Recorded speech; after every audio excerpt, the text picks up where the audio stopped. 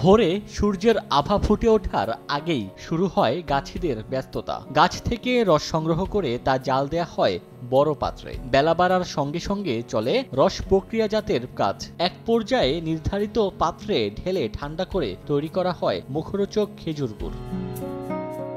মানিকগঞ্জের হরিরামপুর উপজেলায় 4টি ইউনিয়নের 30টি পরিবারে চলছে ঐতিহ্যবাহী হাজারি গুড় তৈরি। স্বাদে ও ঘ্রাণে অতুলনীয় হওয়ায় দেশ ও দেশের বাইরেও রয়েছে এর চাহিদা। 10 থেকে 12 কেজি রসে তৈরি হয় মাত্র 1 কেজি গুড়। প্রতি কেজি বিক্রি হচ্ছে 1800 থেকে 2200 টাকায়। অনেকে দূর দূরান্ত থেকে এসে ভোরেই ভিড় করেন বাড়িগুলোতে। এই গুড় অনেক স্বাদ আর এই গুড় অনেক দাম। 2200 টাকা কেজি, সিরিয়ালই পায় না। এই গুড়টা ভালো এবং একদম আনকমন, সবসময় পাওয়া যায় না।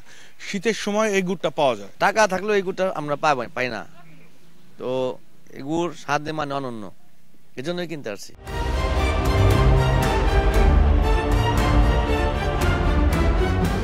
গাছিরা বলছেন উৎপাদন খরচ বাড়ায় লাভ কমে গেছে। তাফালে দিয়ে গরম করা হয়, গরম করে উঠিয়ে এক হাঁড়ি করে ভরণ দেওয়া হয়। চাহিদা তো মিটাইবার গেলে তো আমরা কুলাই পারতেছি না। এখন 1600-1800 টাকা বিক্রি করতেছি। এটা সব রসে গুড় হবে না, কিন্তু এই গাছ আগে থেকে প্রক্রিয়া করে নিতে হবে বা গাছ তৈরি করে নিতে হবে।